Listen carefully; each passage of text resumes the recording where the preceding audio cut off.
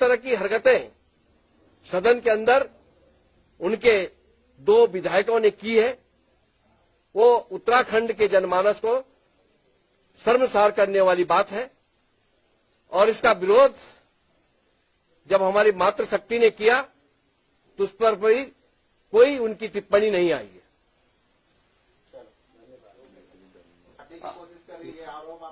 बिल्कुल मेरा ये आरोप है, क्योंकि जिस बात को कहा था उस बात का चैप्टर क्लोज हो गया, वो बात समाप्त हो चुकी है।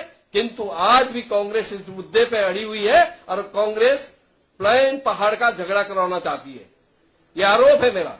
जिस तरह से भाजपा के पूर्व मंत्री वरिष्ठ विधायक माननीय खजानदास जी द्वारा पत्रकार वार्ता में मीडिया के सामने विधानसभा के अंदर घटित घटना को लेकर जो बातें कही गई, मैं पूछना चाह रहा हूं कि जब विधानसभा के अंदर 4 धाम के लोगों को, पहाड़ मूल के लोगों को, उत्तराखंड के लोगों को गाली दी जा रही थी, तब माननीय विधायक जी कोई पीड़ा क्यों नहीं हुई?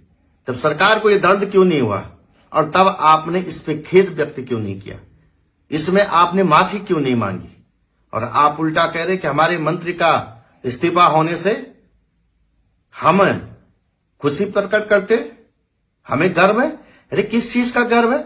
माननीय मंत्री जी ने ऐसा क्या काम कर दिया?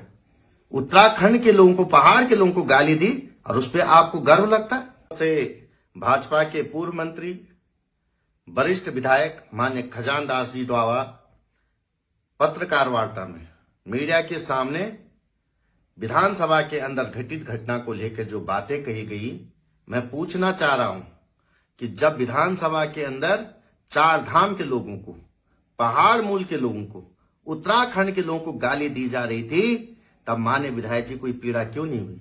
तब सरकार को यह दर्द क्यों नहीं हुआ? और तब आपने इस पे खेद व्यक्त क्यों नहीं किया? इसमें आपने माफी क्यों नहीं मांगी?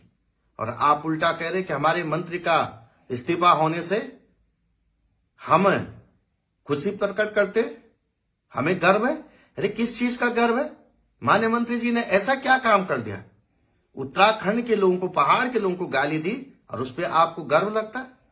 आपको मैं पूछना चाह रहा हूं कि उस सदन के अंदर जब उत्तराखंड के लोगों को गाली दी जा रही थी, तब सरकार के लोग क्यों मौन थे? ये सवाल आपको पूछा जाएगा। आपको पहाड़ का दर्द नहीं दिखता? उनकी पीड़ा नहीं दिखती?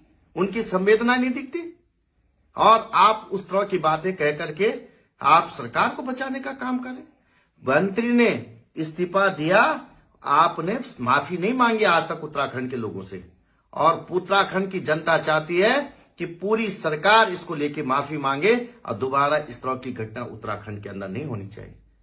आपके पत्रकार वार्ता में मैं सुन रहा था कि आप कह रहे कि उत्तराखंड के अंदर बिहार पखवाड़ा मनाया जाएगा।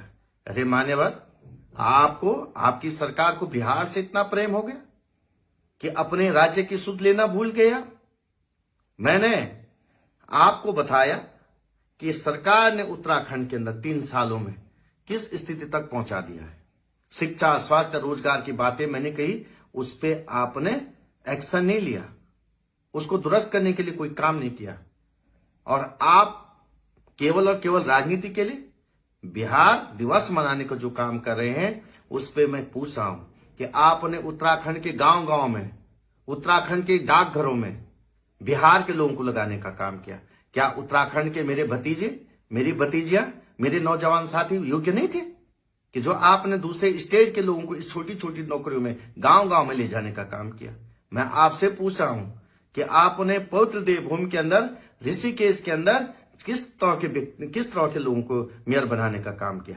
और तब भी सरकार के पेट नहीं भरा। और अब आप उत्तराखंड के अंदर बिहार दिवस के लिए उत्तराखंड के लोगों के खून पसीने का पैसा, उत्तराखंड के लोगों के विकास का पैसा उस बिहार पखवाड़े पे लगाना चाहते? अरे मैं पूछ रहा हूं आपको, क्या 27 में आप, आपकी सरकार, आपके सभी लोग बिहार से चुनाव लड़ने वाले हैं? ये उत्तराखंड की जनता पूछेगी। और मैं उत्तराखंड के लोगों को भी कह रहा हूं कि सोचिए और अपने मस्तिष्क पे जोर डालिए कि आपके विकास का पैसा, आपके खून पसीने का पैसा जो आपके सेवा में लगने चाहते, आपके समृद्धि की ओर लगना चाहे था, वो आज केवल राजनीति के भेंट चढ़ करके बिहार के बिहार के लोगों को प्रभावित करने के लिए यहां का पैसा बर्बाद किया जा रहा है। बाकी उत्तराखंड की जनता खुद सजग है और